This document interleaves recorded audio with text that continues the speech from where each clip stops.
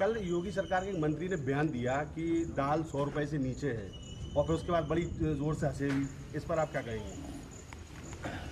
देखिए, चुनाव और चुनाव के बाद जो परिणाम आया है, जो चुनाव में मुद्दे उठाए गए थे महंगाई को लेकर के, बेरोजगारी को लेकर के, और जो आम लोगों की समस्या है, इस समय आप उत्तर प्रदेश में देखोगे जिन लोगों ने ये कहा कि हम स्मार्ट सिटी बनाएंगे, उनके स्मार्ट सिटी देख लिए हर जगह जल भराव है, गंदगी है, एक्सीडेंट हो रहे हैं, लोगों की मोटरसाइकिल गड्ढों में चली जा रही है, गाड़ियां नहीं चल पा रही हैं, गड्ढों की वजह से एक्सीडेंट हो रही, जान जा रही हैं। और इसके बाद स्वास्थ्य सेवाएं भी उसी तरीके से बेकार हो गई हैं, बिल्कुल स्वास्थ्य सेवाएं ठप हैं। अभी जो हाथरस में घटना हुई वो भी प्रशासन का फेलियर था, अधिकारियों के खिलाफ कार्रवाई हुई है, और जब कार्रवाई की है सरकार ने, तो सरकार ने स्वीकार किया है कि जब अनुमति दी थी तो अनुमति होने के बाद जो पर्याप्त सुरक्षा, पर्याप्त अधिकारियों का इंतजाम होना चाहिए था, वो सरकार ने नहीं किया। और बेरोजगारी अभी भी वैसी दिखाई दे रही है, और उसी पैमाने पर नौजवान बेरोजगार घूम रहा है, नौकरी की तलाश है। ये सरकार के लोग झूठ से चलाना चाहते हैं, और जो ज़मीनी हकीकत है उससे सरकार के लोग दूर हैं। जो महंगाई बढ़ी है उसके जिम्मेदार ये खुद हैं, क्योंकि अपने लोगों को मुनाफा कमाने दे रहे हैं। अगर किसान को उसकी फसल की कीमत नहीं मिल रही है, अगर किसान को सही कीमत सरकार नहीं उपलब्ध करा पा रही है, तो जो मुनाफा हो रहा है वो किसकी जेब में जा रहा है?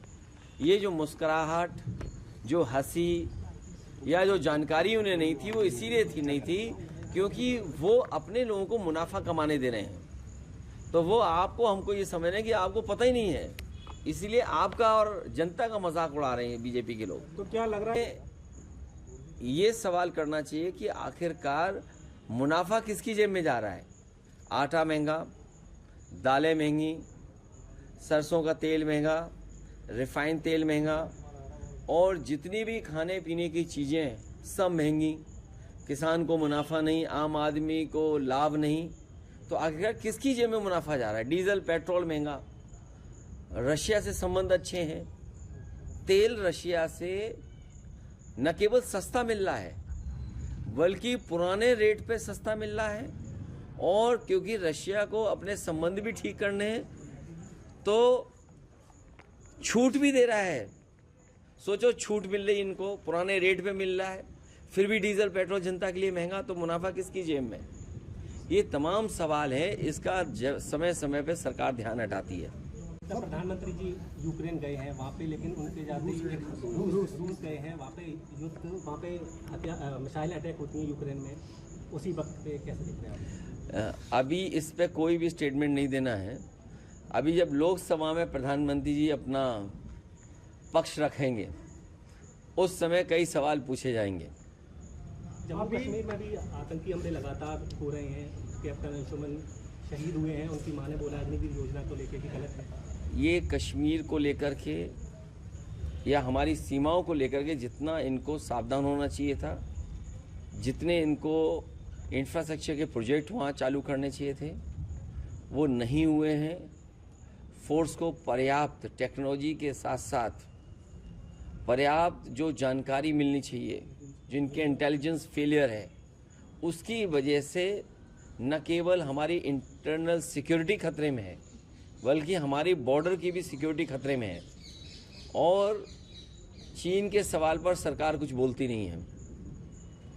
सुनने में आ रहा है, अखबारों में पढ़ने को मिल रहा है कि बड़े पैमाने पर ज़मीन कब्जा हो गई है उधर। आपके कई अखबार के साथी हैं जिन्होंने खबरें भी बनाई हैं और चलाई भी हैं, और सुनने में आ रहा है कि आज जो खबर आई है कि ज़मीन का सबसे बड़ा घोटाला और ज़मीन को भूमाफिया, ये अभी तक तो दूसरों को कहते थे, वो इसीलिए कहते थे कि आपका ध्यान दूसरी तरफ चले जाए, लेकिन जैसे सच्चाई सामने आ रही है, सबसे बड़ा, सबसे ज़्यादा ज़मीनों का काम करने वाला कोई अगर है तो वो भारतीय जनता पार्टी के लोग हैं। लखनऊ में आज नियुक्ति पत्र वितरण कार्यक्रम था, जिसमें मुख्यमंत्री ने कहा है कि पहले सरकारों में लूट होती थी, चाचा भतीजे लूट करने के लिए निकलते थे भर्तियों। आप पत्रकार साथी जानते हो कि कुछ कपड़े पहनने के बाद किसी को झूठ नहीं बोलना चाहिए। हाथरस में जो वस्त्र होते हैं, कई बार वो वस्त्र इसकी भी पाबंदी लगाते हैं कि आप झूठ नहीं बोल सकते हैं, आपको सत्य ही बोलना पड़ेगा। तो कम से कम अगर वो खुद नहीं बोल सकते हैं तो उन कपड़ों का ख्याल रखें जो उन्होंने वस्त्र धारण किए हैं।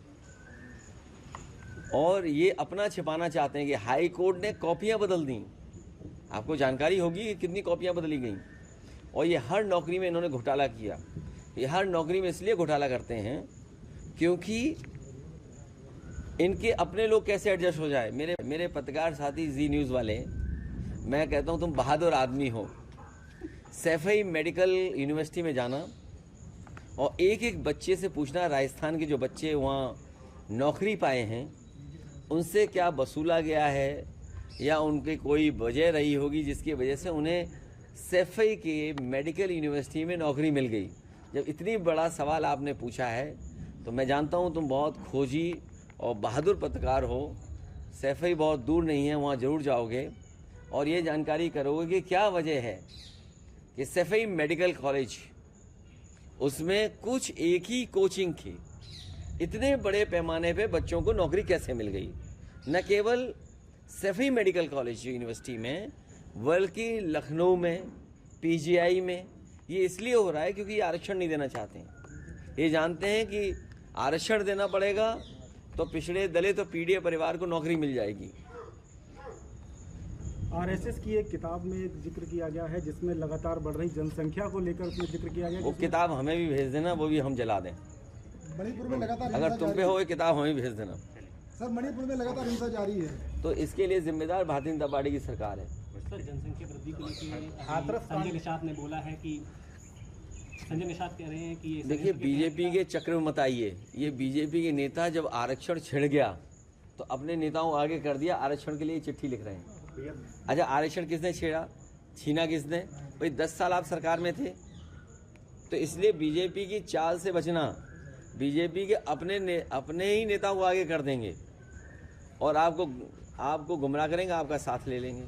इसलिए इस साथी ने बड़ा अच्छा सवाल पूछा है कि भाई नौकरी को लेकर के, तो मुझे उम्मीद है कि इनका चैनल और आपके जितने ये चैनल हैं आज ही से लग जाएंगे इस खोजबीन में और आज ही से भारतीय जनता पार्टी का रंग बदलना शुरू कर देंगे आप। हमें उम्मीद है ये आप सच्चा ईमानदारी वाला काम करेंगे।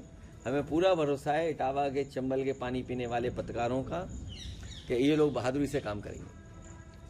हाथरस में जांच हो रही है एसआईटी के, पर मायावती ने सवाल उठाए। नहीं, इसमें सरकार ने खुद स्वीकार कर लिया है कि सरकार की नाकामी रही, इसीलिए उन्हें अपने अधिकारियों के खिलाफ कार्रवाई करनी पड़ी। जो लोग दूसरों पे आरोप लगाना चाहते थे, इन अधिकारियों पे जो कार्रवाई हुई है उससे साबित हो गया है कि ये उन्हीं की नाकामी थी, सरकार का मिसमैनेजमेंट था। सरकार ने सही तरीके से तैयारी नहीं की थी जिसकी वजह से जाने गई। बहुत धन्यवाद पत्रकार।